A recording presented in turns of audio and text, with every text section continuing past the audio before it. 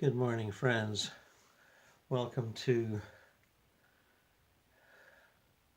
OBE Journal 2017, number 24, I believe.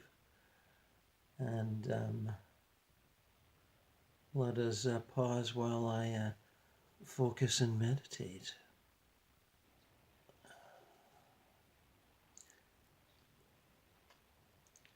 It does seem as though some retrieval work is starting us off this morning. And I'm already dry and I've hardly begun to speak.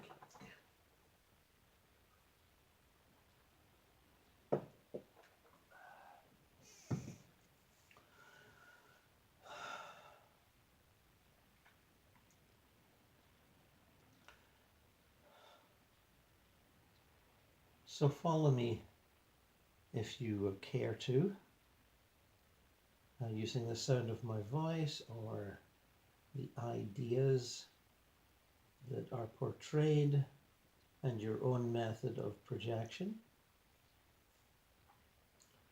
And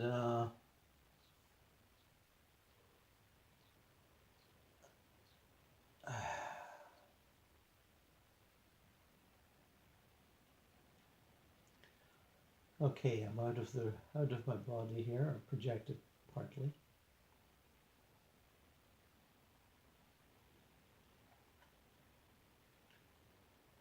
And I'm moving to the area where the vibrational area where people who have overdosed without knowing it tend to either be or congregate.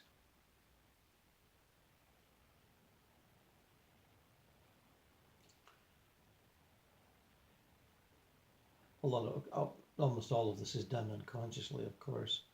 Their inner spirit that they don't know anything about guides them, and their hearts have given out under the pressure of the drug, and or some other system malfunction has shut them down, and this man that I'm standing next to seems to be about 30, 35, not particularly, down and out or whatever. He seems to be, not well off either, but, a user.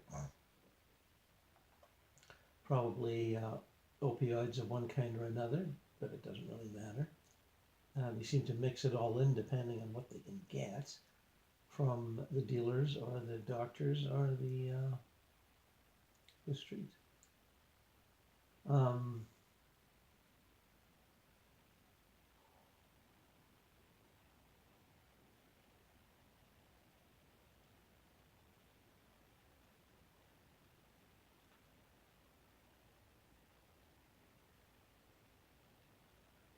He seems to be unaware of what has happened.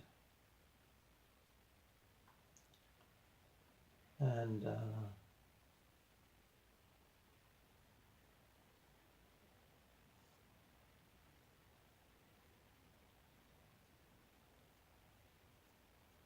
is seated staring out a window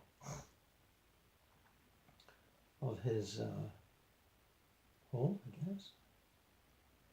And I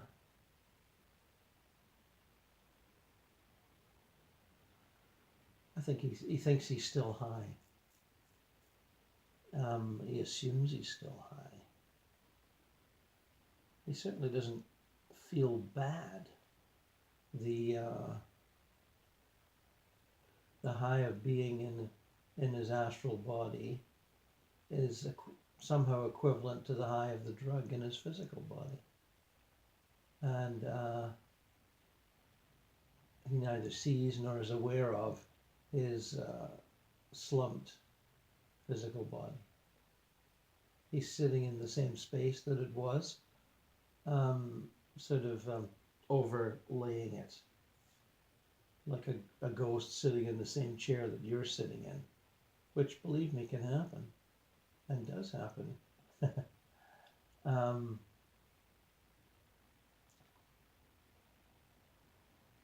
we cannot, astral beings and physical beings can occupy the same the same sort of geographical location and not really know of each other. There's many accounts of people in their astral bodies, either for the first time or fairly accustomed to it, passing down city streets and having the sensation of passing through people, and either flipped out a little bit or sort of thinking it's quite funny.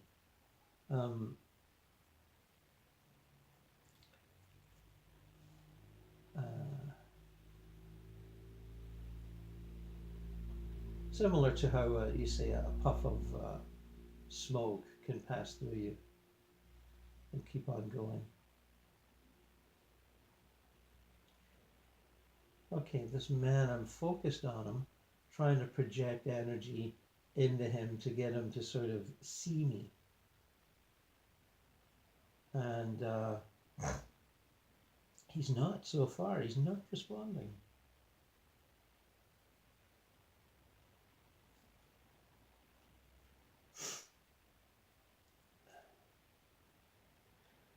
And this is not unusual. It can happen on a fairly regular basis. And don't be discouraged if it happens to you. You can always go back. There's many opportunities to go back to that same person and hope that they've gone through some sort of process that has rendered them slightly more conscious of their actual state.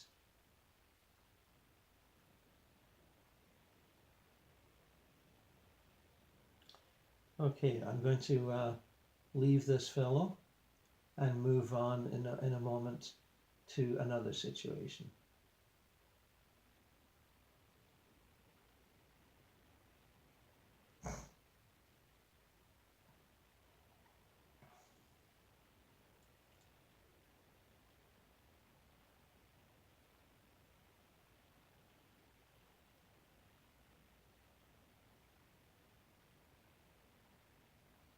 I see three teenagers, I think.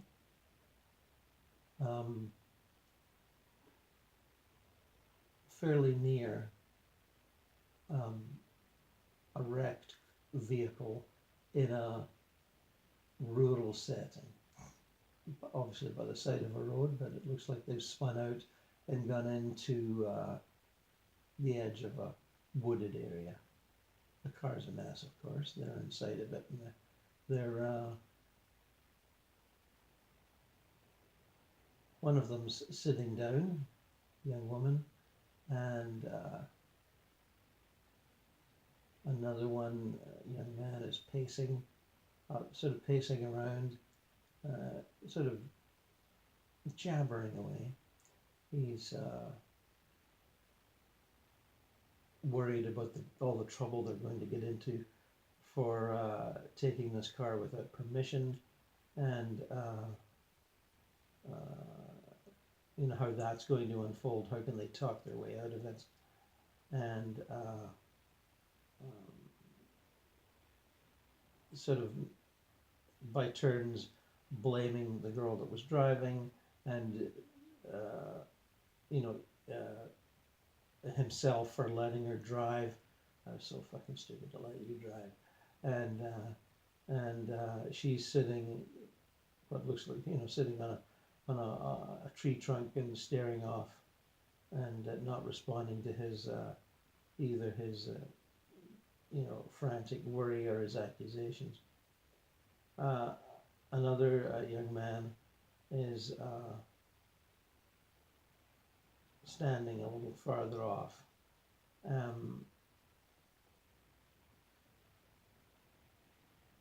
Not really seeming to be doing very much, but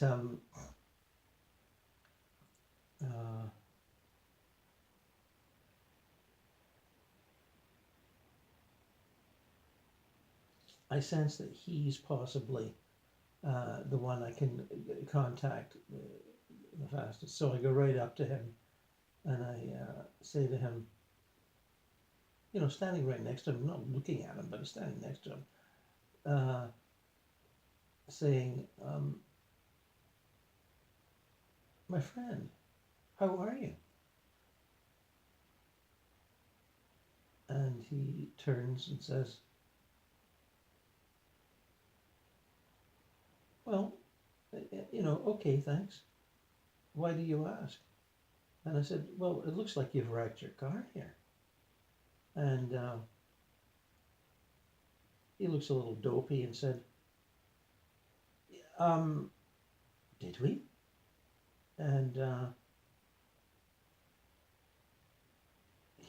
said, I sort of take him by the shoulder and sort of turn him ever so slightly and say, look over there. See the car? And he doesn't fight, and he sort of responds, allows me to sort of guide him by the shoulders. And he looks at the car and, oh, that's not us. That's somebody else. That can't be us. I'm standing here. And she's, they're over there. What's he? So then I say, what's he yelling about? And, pacing up and down. And he goes, I don't really know. We're just sort of standing here. And he's always been the type to worry and argue about things. And he can be a real pain sometimes, but he is fun when he's not like that. And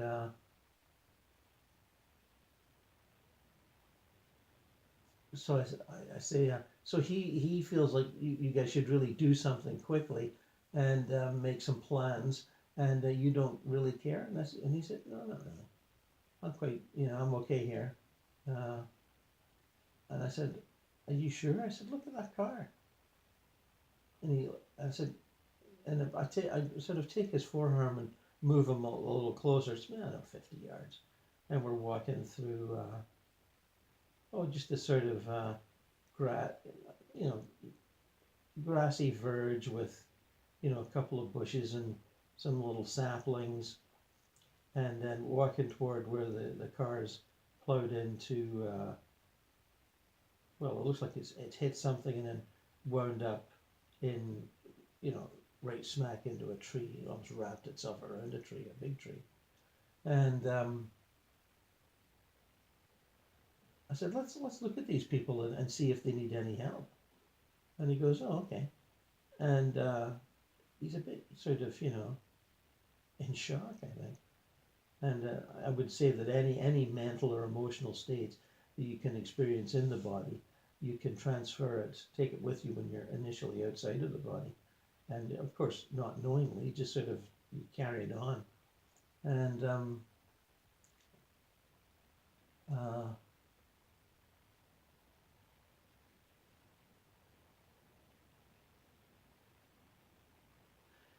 as we get to the car and look in, I can see all three of them in there, mangled in various unpleasant fashions.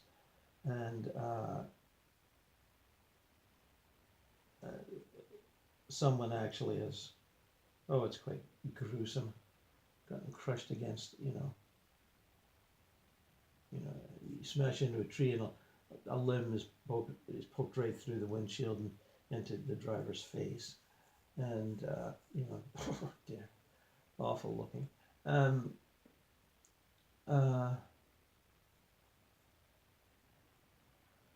And he stares, and stares. And I said, that's you in there, isn't it? And he goes, yeah, I think it is. How can I be in there and be here? That's not right, he said. This is like some weird dream.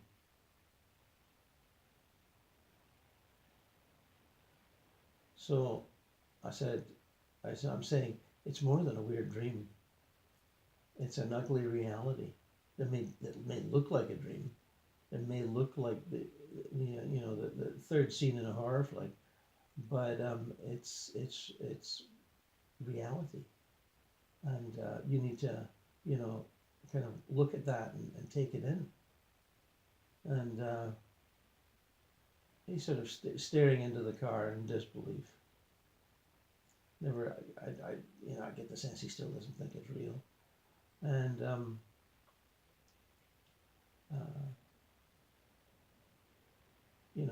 I take his forearm again. I kind of said, "Come on, let's move away from this.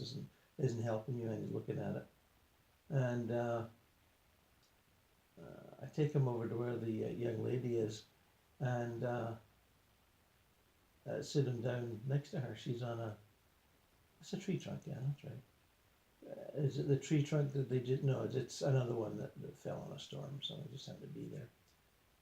And she's just sitting there staring off, not really focused, and maybe still affected by whatever, high they had while they were whipping along crazily.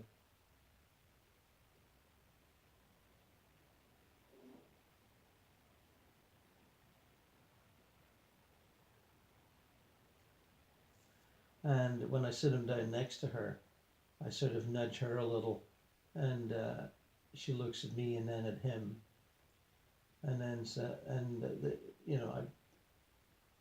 I smile at her, and trying to gauge what level of communication she's capable of, and not much at the moment. But she looks at her friend, and I step back and allow them to interact, and as far as I can see, they begin to talk a little in sort of quiet voices, and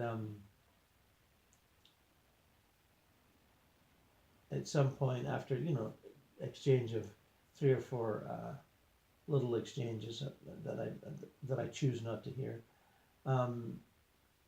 he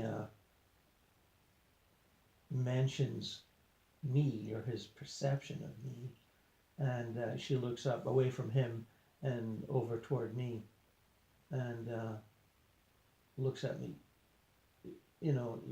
like strangely, like, what is that? Is that another guy? Is that a guy? And it's quite interesting how their perceptions are way off. And I don't think she quite is able to focus on the fact that I'm standing there, looking as human as possible. And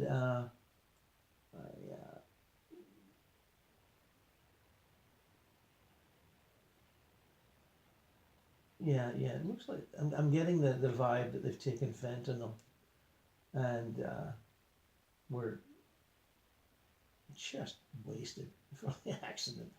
And I wonder if one of them died while they were driving. Certainly the crash took care of all other possibilities. And it's the girl that was driving. And she's underage and doesn't have a license. And the boy that's pacing up and down and sort of jabbering away, he has a license and was the one that filched the car while some adults were away. And he's still, pacing up and down, issuing accusations toward her, toward himself, and worried about what's going to happen when they, get back. And he really is jabbering on. And I think he's been drinking too. He's got that sort of frantic thing that people that have had more alcohol than they need sometimes get, where they just it's the opposite of being spaced out on a drug. It's hyper. And I think he's got some of the drug too, but the alcohol, just sucking something from a bottle, I'm not quite sure what, doesn't matter. And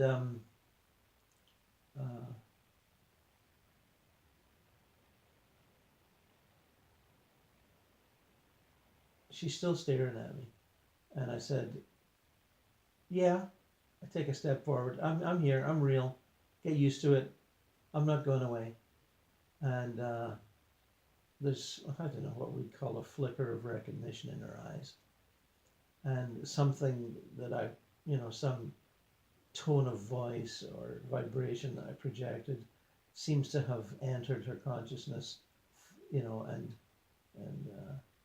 interrupted the glow of the high which she, took with her. And she hasn't looked into the car yet, but the fellow that I led over, he sat down, is seated next to her, and he talks some more to her, and I can hear him saying something about the car, the wrecked car. And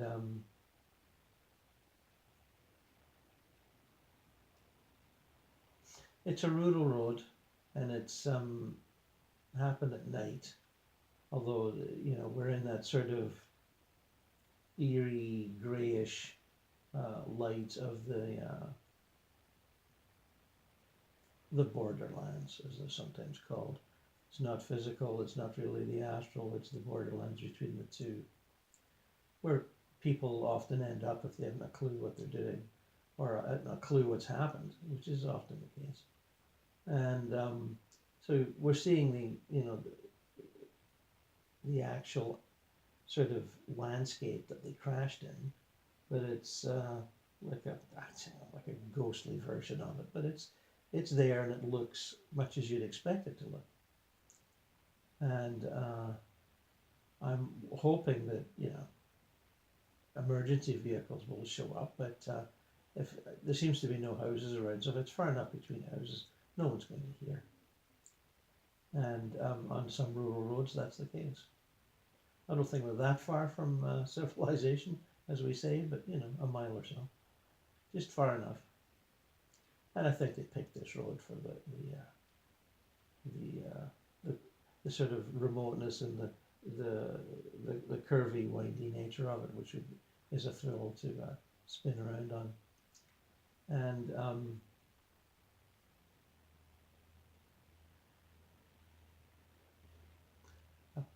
I walk over to the fellow that's pacing sort of up and down frantically, and sort of grab him by the shoulders.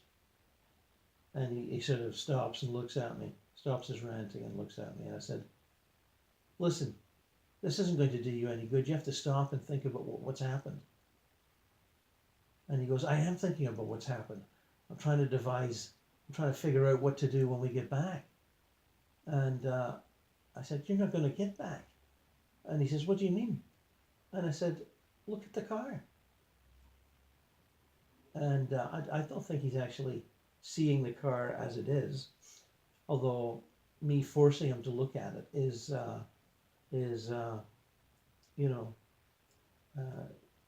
shocking in some way. And I'm trying to sort of see what he's seeing, and I'm not really tuning in that well. But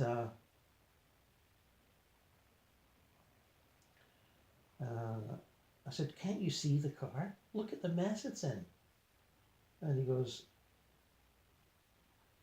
yeah, okay. And so I lead him over to the car, and he said, okay, we get close, and he goes, okay, I get it. That's us in there, right? We're dead. And I go, yeah, you sure are. I said, I'm saying, stop making plans for what you're going to say when you get back, and start making plans about where we're going to go now. And he says, well, what do you mean? Like, what are you talking about? And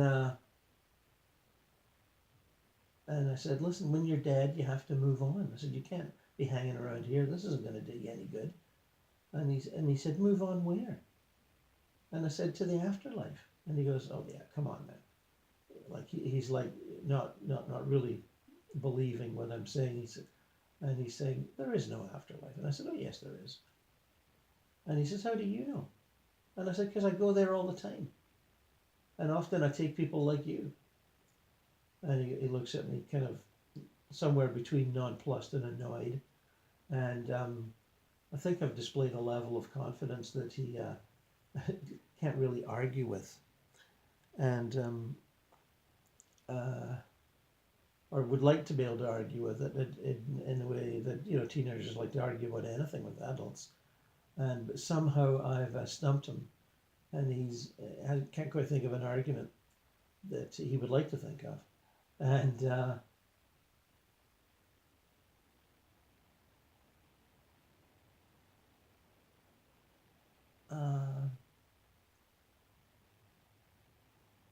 he just kind of stands looking at the car.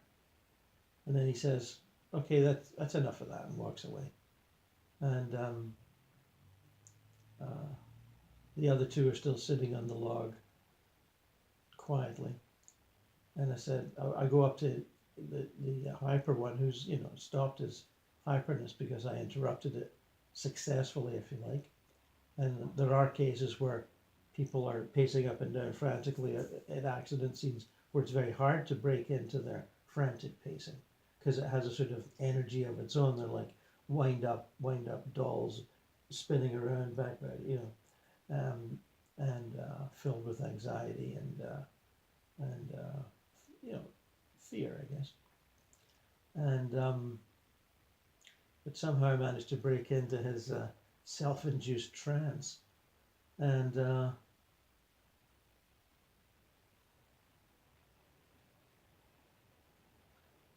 I, you know, kind of force him to look at the other two and say, "Listen, you've got to go talk to them, and tell them what's gone down.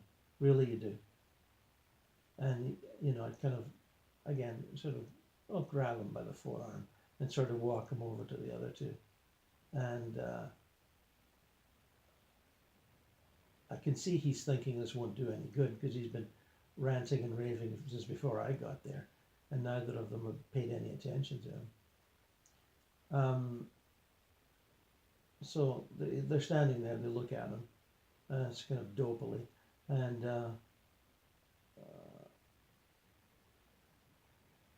you know, I nudge him and say, okay, tell him. And he says, what does he say?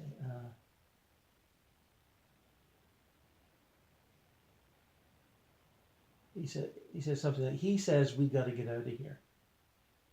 And they look at me, and the other male looks at me and says, why? And I said, because it's the right thing to do. We need to get away from here. This is hopeless. You're not going to get anything by hanging around here. And he said, you're going to take us to a better place? And I go, you bet. And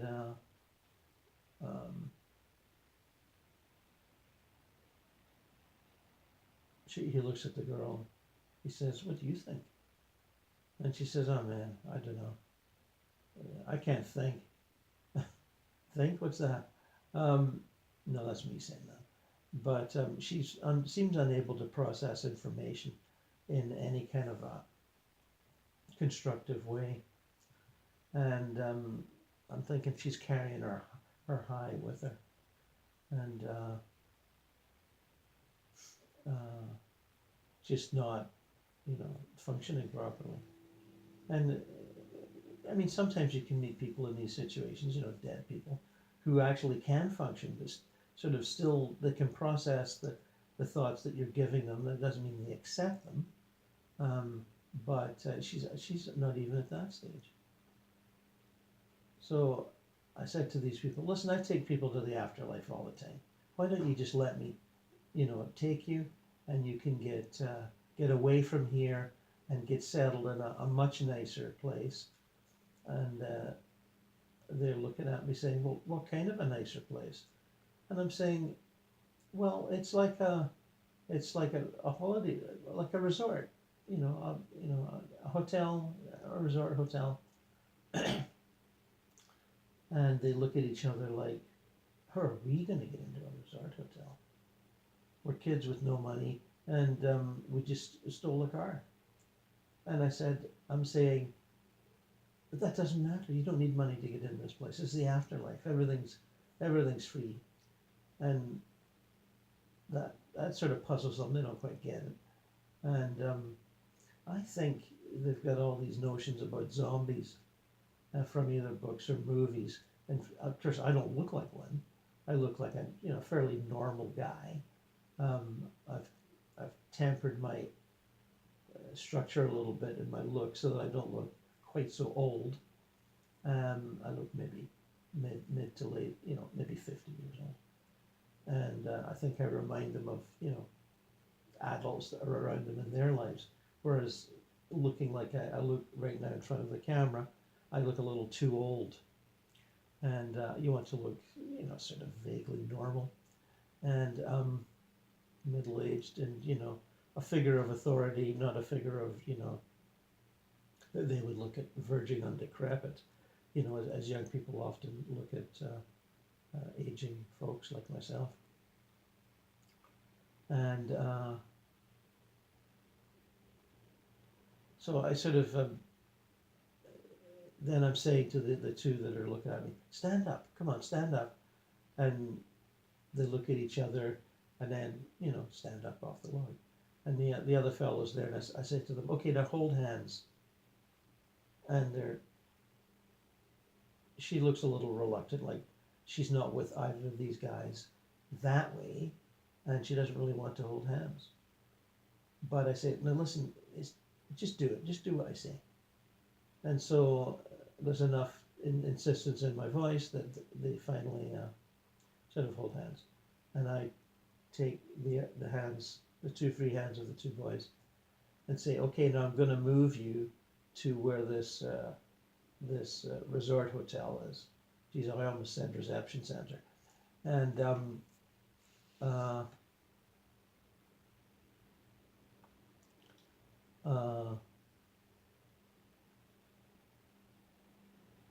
I then tell them to close their eyes and just focus on going where I'm taking them. Just accept the fact that I'm taking them somewhere and not to resist that impulse. I said, trust me, and we'll get there in no time at all. And I watch as they close their eyes, all three of them.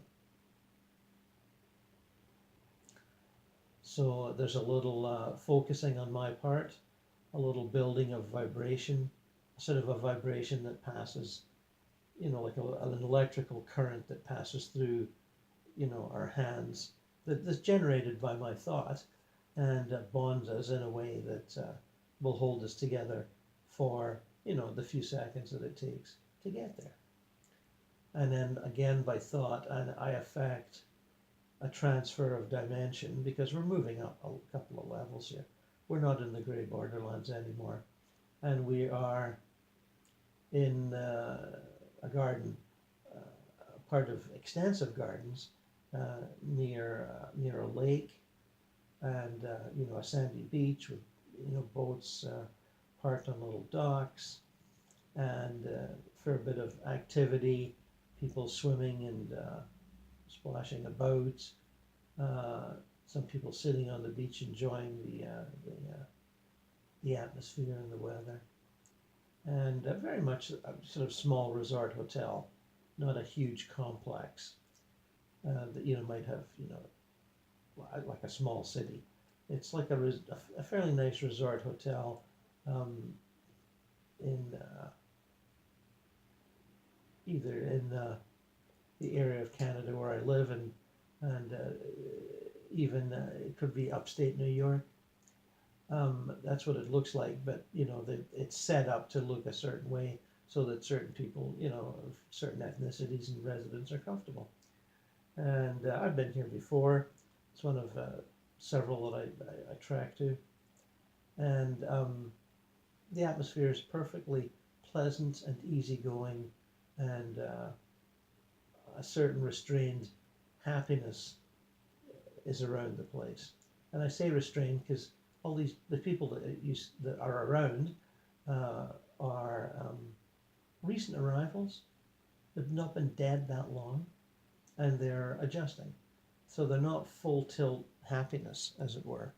They're trying it on as a new experience, and they've all been traumatized in a number of ways, and through either a violent crime or car accidents or a couple from fires, and are coping, trying to cope, and this beautiful atmosphere is helping them cope, but it hasn't resolved all their angers and regrets and that sort of thing. So my teenage companions look at each other in a disbelief, and look at me and say, "Man, how did you do that?" And I said, "Well, it's easy enough when you know how. I do it all the time." And the guy says, "No, really?" And I go, "Yeah, really." And they're like ready to explore. I think cautiously explore. So I said, I take them in off the beach area through, past the pool. There's more than one pool, and it was through some nice gardens, and it's set up like they often are. Neat little hedgerows and little clumps of flowers and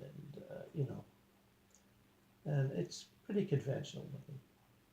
And we go in, and it's a fairly normal looking hotel. I mean, it's very nice, but it's not too fancy and elaborate. It's set up to make people go, "Oh yeah, a resort hotel." Even if they haven't been to one, they've seen one on film, and they go, "Oh yeah, I get it. This is where we're at." And we walk in the lobby, and I take them up to the desk, and there's 2 or 3 people behind the desk, and one lady looks right at us and said, "Yeah, hi, can I help you?" And I say, "Hi there," glancing quickly at her tag, "Sandra. These 3 young folks have just arrived. I brought them here myself, and I think they need to get rooms and get settled." And she says, "Well, that's great. Let me just write down their names." And she writes down their names, and actually speaks to them in a very friendly way, and is writing down their names and info, exactly as would be in a hotel, except there's no the guy, the frantic guy that's worried about what he's going to say when he gets back home. He says, "I don't have a credit card. We don't have anything. We don't have any money." And she says, "That's fine. You don't need money here." And that's not how we operate, she says.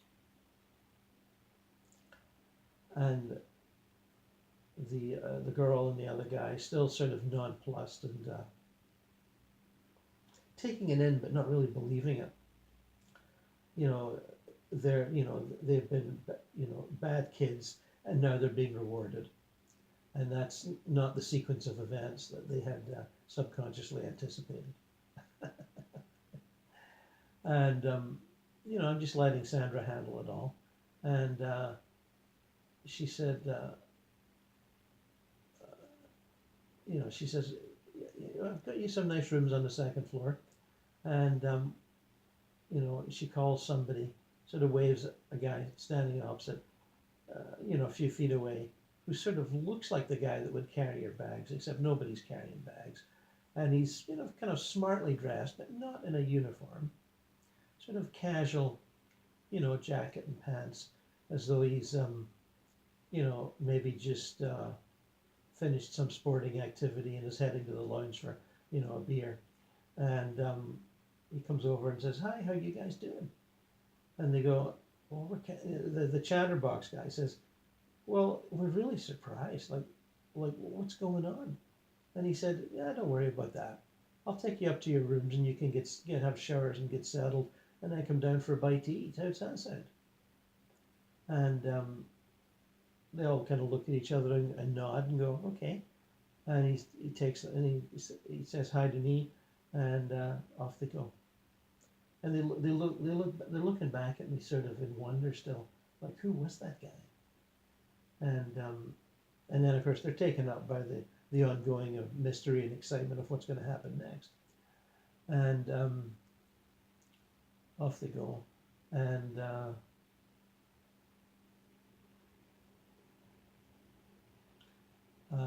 Sandra looks at me and says, "Where'd you find them?" And I said, "Oh, car accident." And I said they're pretty messed up and didn't know much about anything. And I said, I'm not sure how long it'll take them to get settled and, ready to interact with their, dead family members who will be, you know, and I don't have to tell Sandra how those people will be. I'm sort of trying to tell you, frantic with worry or anger or whatever. But she nods, and I said, "Listen, I'll come back fairly soon and see how they're doing, and if they're ready to, do some visiting, I'll do it." And she said, "Sure." And she said, "Are you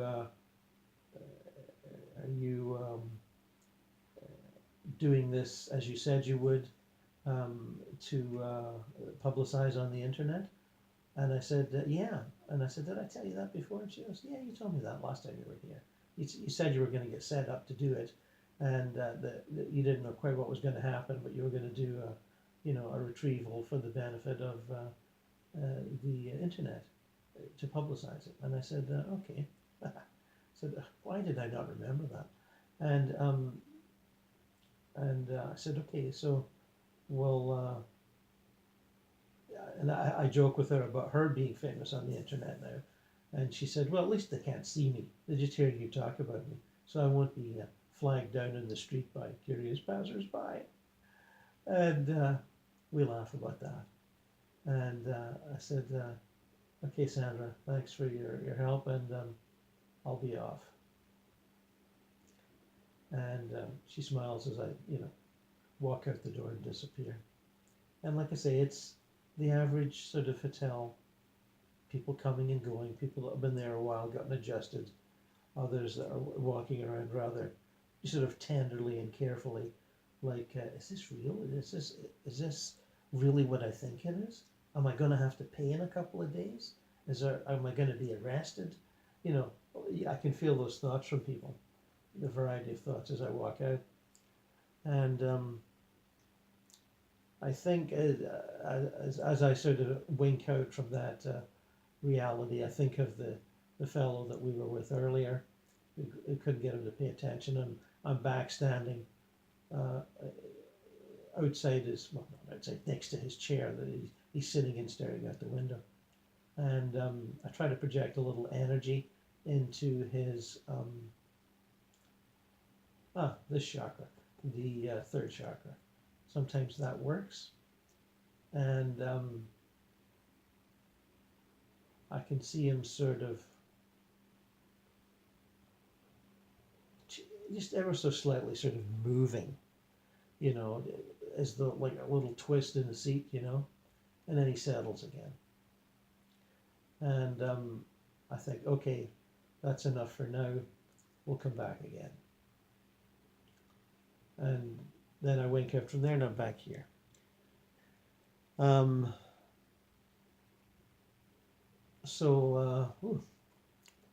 hope that was indicative of that sort of activity to you. I mean, there's 100 types of retrievals.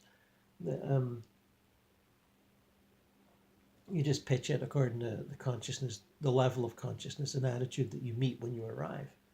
And when you first start, it's a bit of a panic as you think, oh my God, what do I say next, or what do I do next? And if you're at that level, there will be a guide. They'll be invisible, behind you quietly, who you can ask. You can say, well, what do I do now? And they'll put a thought in your head. And then when you get a little better, they won't bother with that. And I certainly went through that whole process, as I described years ago in More Adventures in Eternity, um, learning consciously how to do this sort of stuff. And obviously, I passed that point quite some time ago. But I'm always willing to, you know, lay it out for others that are interested, and those others are you. And quite a number of you are doing retrievals anyway, I know this, but you're not doing them consciously. You're not remembering. You're conscious when you're doing them. It's just when you wake up in the morning you don't remember them, or your memories are so vague as to be not really that useful. So hopefully this series and those um, and this particular episode will aid you in energetically recovering some of those experiences. And the very fact that you're watching this, whether you're prompted by it appearing on your Facebook page and knowing me from elsewhere or before, or maybe you've just discovered it, it's not an accident. If you need to discover this just by stumbling into it, you know, your own inner intelligence, your own greater consciousness, or that prompted by a guide will have sent you here. And nothing's an accident. I know this from my own journey. When you discover things that are useful to you, books, movies, people, people that have greater knowledge than you. I stumbled into all sorts of this over the last 30 years. And I could do an entire talk on that. And but I think most of you, or if not all of you, know what I'm hinting at here.